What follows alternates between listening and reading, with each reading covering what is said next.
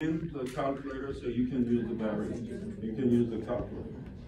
We depend on the calculator, but not the computer. So, can I move on to the next screen? Yeah. Thank you.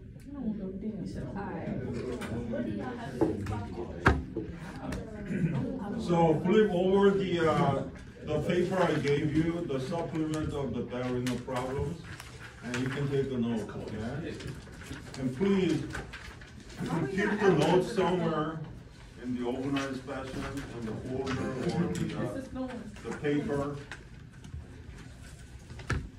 So what are we doing in the second semester?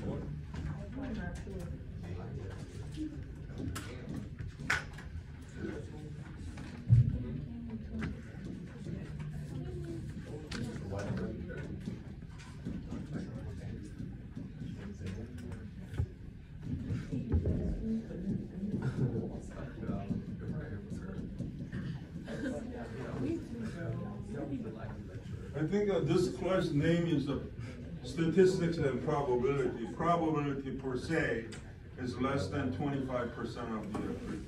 Okay, so we concentrate on the second part, of the statistics, which is about the inferential statistics.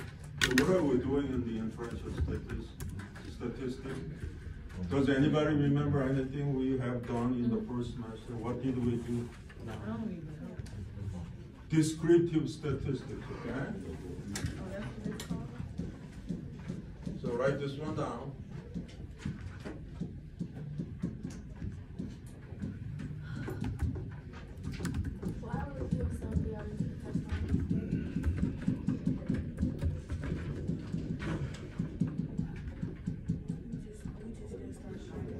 So somebody approach you, then what is the statistics all about, whether you are using the calculator or the computer?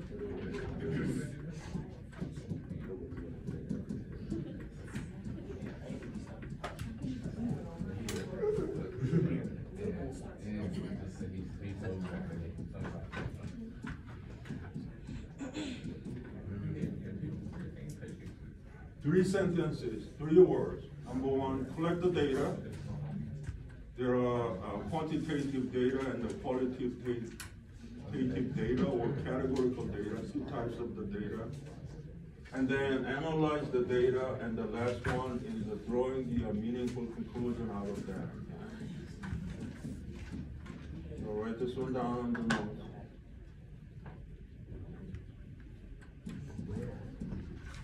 On the back of the supplemental.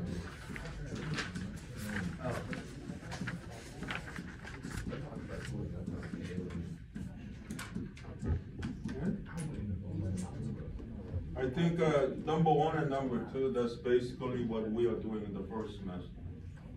So in order to describe the data, display the data, we are using what? Dot plots? Box plot. Box plot? Scatter plot. Stimuli? Histogram. Histogram, okay, very good. Scatter plot. So dot plots. And then histogram. Stimuli, and the box plot. So we start with the one variable stat, and then we use all these tools, okay, in terms of the graph. And we move on to the, after this one, normal distribution.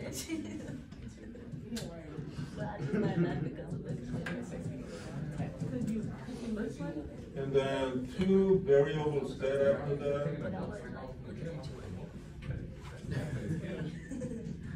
Trenton, what kind of a graph did we use to display the bivariate data?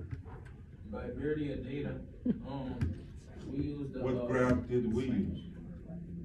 Starts with the S. Scatter plot. Scatter plot. You keep saying this right there. Can you tell me where? It says display data. And we use the least square linear regression equation from the calculator. And then we have the correlation coefficient, all those things, okay?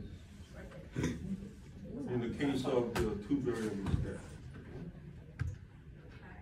What was that talking? Get to know the names or vocabularies of the, in the first semester.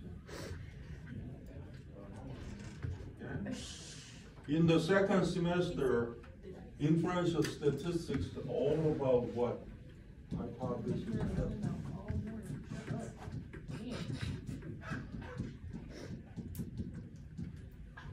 And we have a Z-test, T-test, chi-square test, and F-test.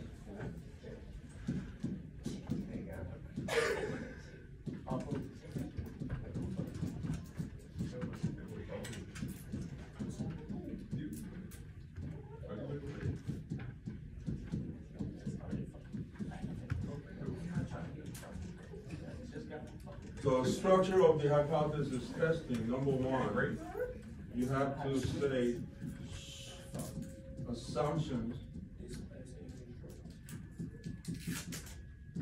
Number two, you have to set up the null. This guy. H null, okay? It's not whole.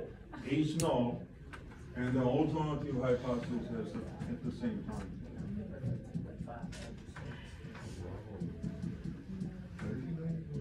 Because us before. Oh, good. And you have to set up the tested statistic. And number four, you get the p-value from the calculator. You compare the alpha, which is 0.05. If the p-value is less than alpha, you reject H null. And the p is greater than alpha, you accept H. And number six, and then you interpret the conclusion. Right? The vocabulary is strange to you. It's not the words you never used before, so you get to know the vocabularies, okay? Okay, let's go to the our lesson paper.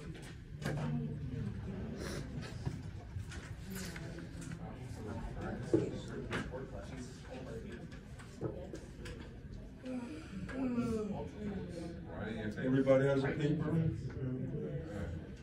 It has a date, January 8th, okay? It's a lot of blanks.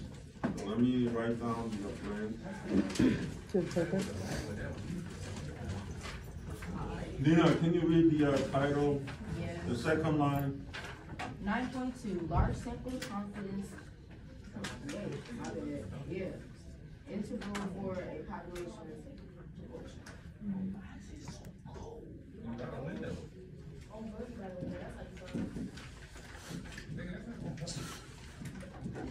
It's not the answer for the large sample. What is the benchmark number for the large sample? The large sample is a sample size greater than or equal to 30. So write this one down on the page. We use the letter N for the sample size. So N is greater than or equal to 30. That's a large sample.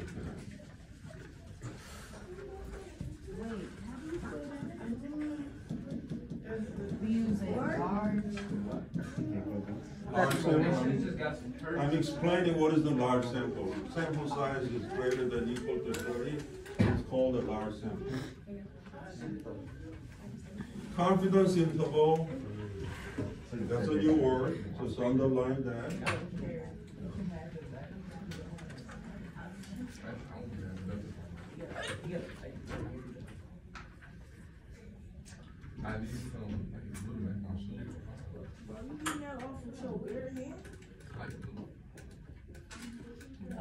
Put the gum on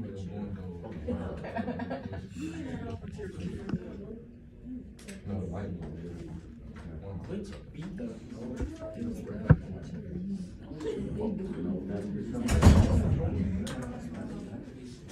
So let's fill out the blank, number one.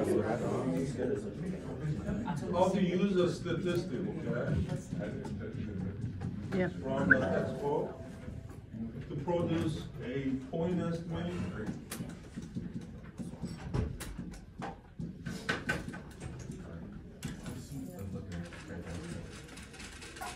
for the population proportion.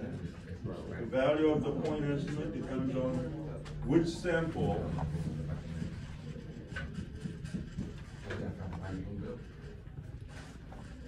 out of all the possible samples. So let's start over here. What is a sample? Jeremiah, what is a sample? Like a small thing or something, you know, the store. In order to have a sample, what do you have to have?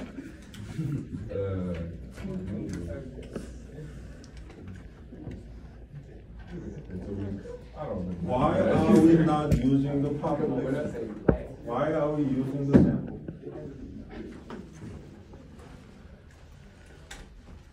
Cause it's the confidence in the sample size.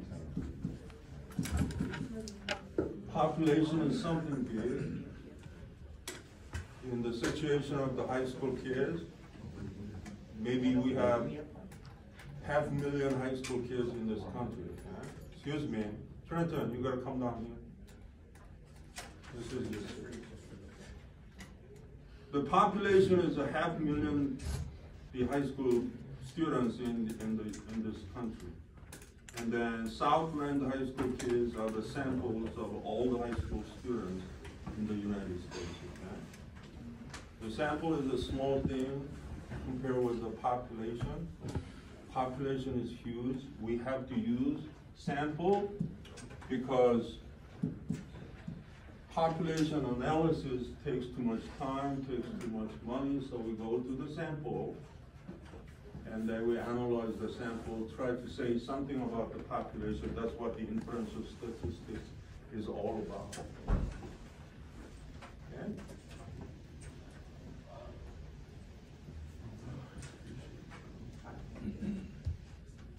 Different samples, the next blank.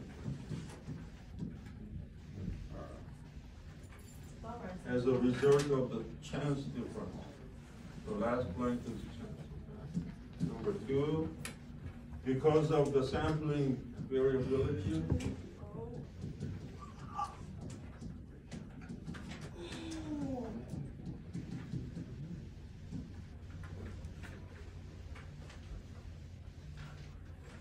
And rarely is the point estimate from the sample exactly equal to the true value.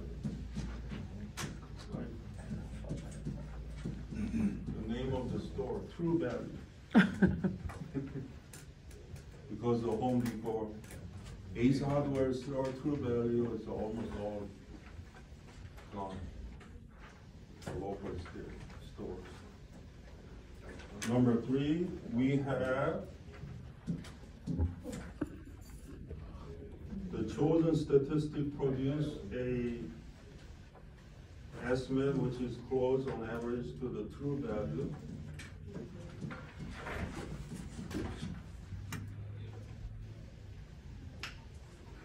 The point estimate.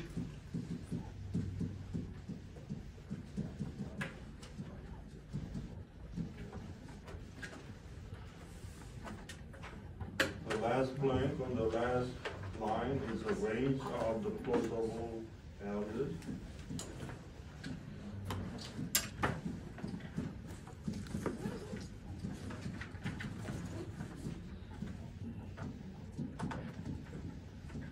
A range of what values? Possible values? Plausible. Possible values. Usable sample data.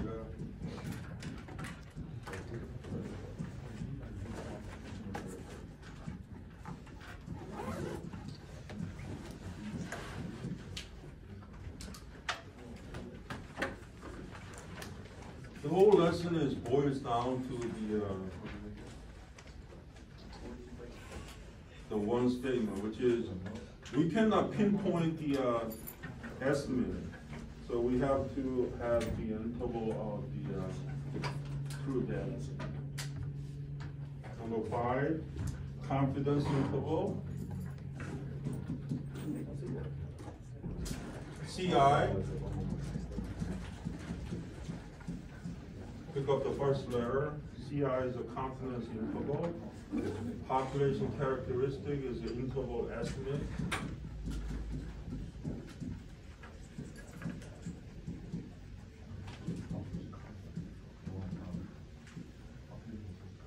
So we compare the two different concepts.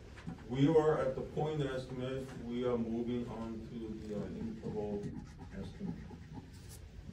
Because it's almost impossible to pick up the single point for the estimate of the true value.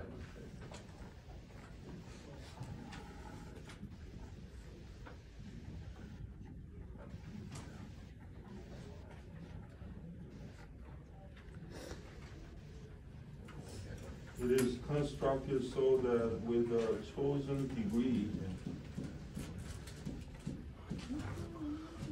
of the confidence,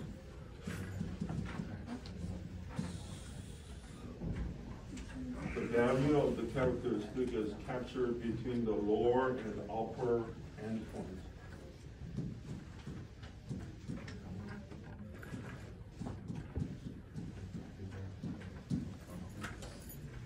Confidence level, number 6, called the CL, associated with the confidence interval estimate is the success rate.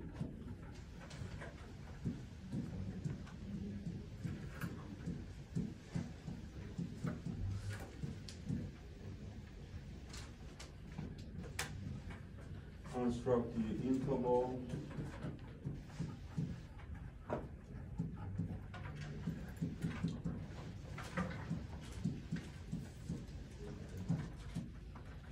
There are 3 numbers we are using for the confidence level. There are only 3. Okay? It's in the calculator: 90%, 95%, and 99%.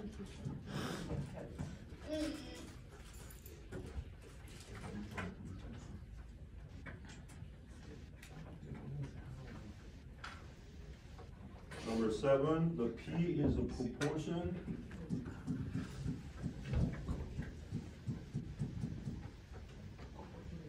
And the P hat at the bottom, we should put the N. N is a sample size. Okay? Number in the sample that possess the property of interest divided by N sample size, you have a P hat. The point estimate of the true value of the population proportion. Number 8, P. Some of the textbooks are using the pi, but we decided to use P for the population proportion, and the mean is mu of P hat is P.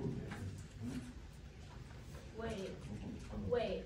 The sampling distribution of P is centered at the what? The sampling distribution of P hat is centered at P. The first blank is P. Oh, that is the sigma. Yeah, the mu of P hat is P. Mu.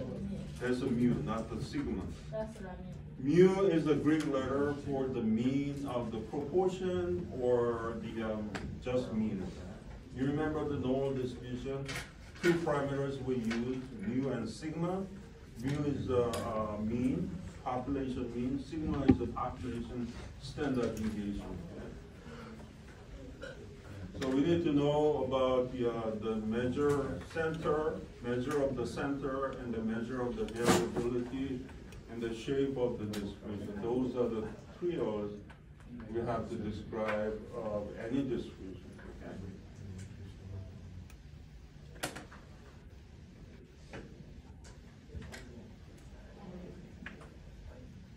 Okay, let's move on to number 9.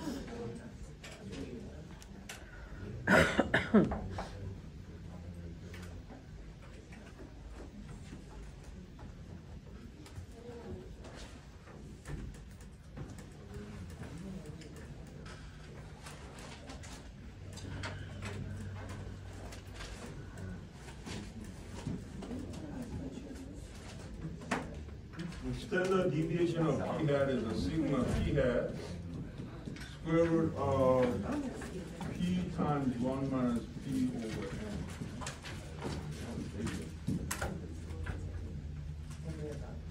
And this is the new assumptions you have to check all the time. NP, number 10, should be greater than equal to 10, and at the same time, n times 1 minus p greater than equal to 10. And the sample size is less than 10% of the population size. No 10%. No one color.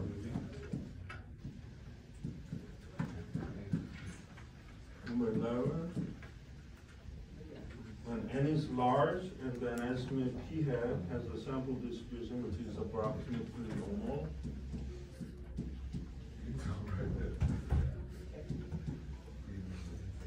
Mean p and standard deviation p 1 minus 38.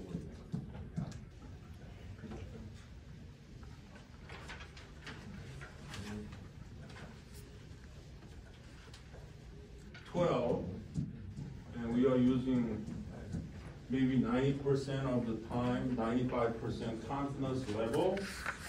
So you're gonna put down the second page, 95%.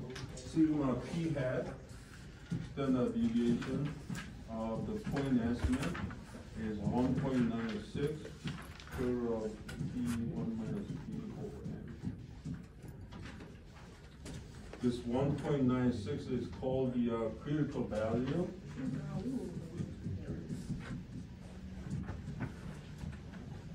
So don't forget to multiply 1.96 by the square root of p times 1 minus p over n. I think calculation side, you don't have to worry about 1.96 because your calculator does all the work for you. So we'll just go to the calculator and practice on the calculator and how to get the numbers of the confidence interval. 12, we're gonna do a graph. What's the name of this curve? Bell shape.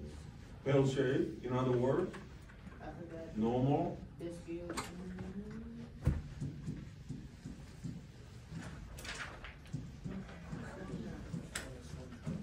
This is a P, right in the middle. It used to be mu, but we are doing the proportion P right in the middle. And then we have P plus 1.96 square root of P 1 minus P over N. And on the lower side, we have a P minus 1.96 P 1 minus P over N.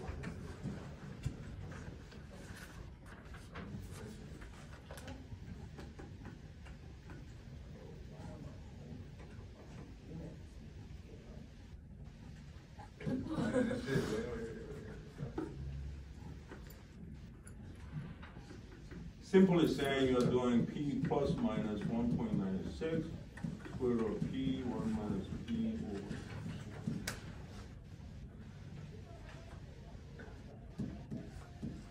So go get your calculator, and I need your help on number 14, number 15, number 16 at the bottom.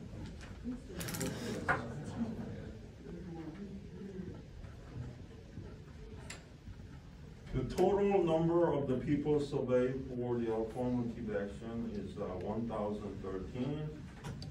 And we believe the affirmative action program should be continued is 537. So number 1, number 14, P hat, estimation is what? 537 over 1,013. Get the number in the decimal.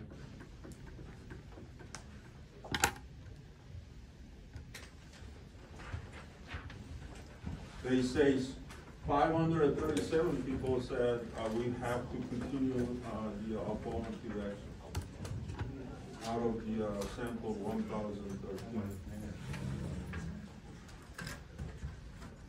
Can you give me the two decimals?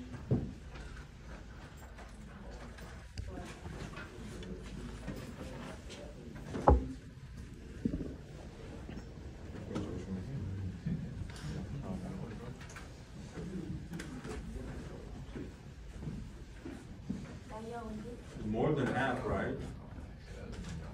Yes. 0.53. Two decimals is okay. Number two, you have to check this assumption all the time. Is n times p hat is greater than equal to number 10? How about n 1 minus p hat? So we got the number. What is the sample size? No, 1,013. What is the p hat? Oh.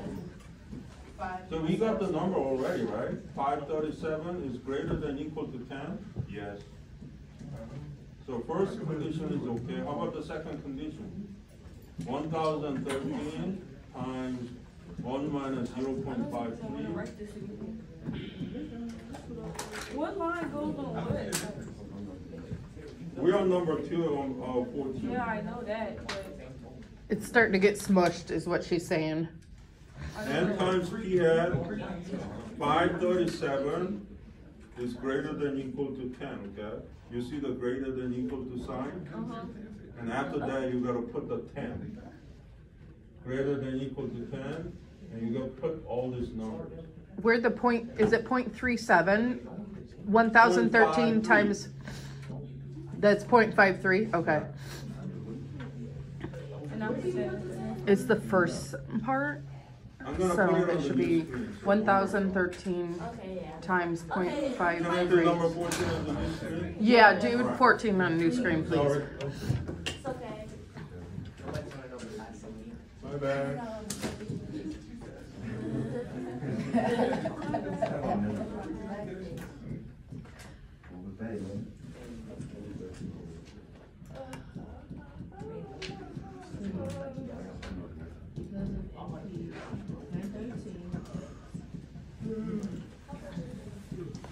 It's greater than equal to 10. Equals 537. And Oh. It's like the new spike. 437 is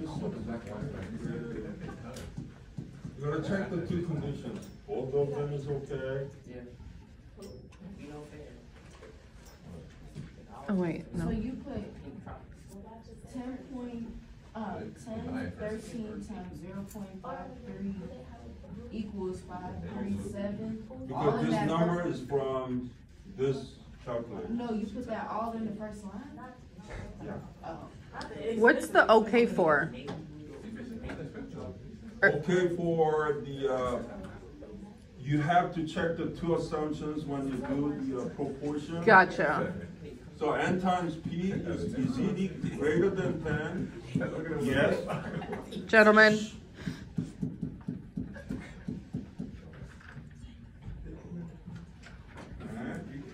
I checked the two assumptions, both of them is okay. So I Gotcha. said, okay, okay. okay.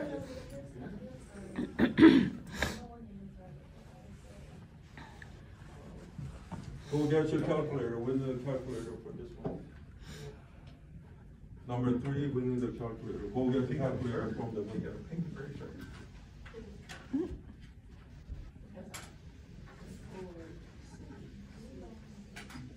Trenton, go get the calculator.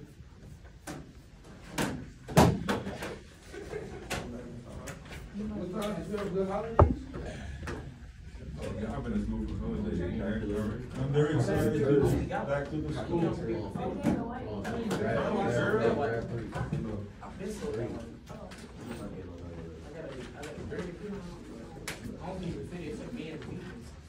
Trenton, what did you do during the break?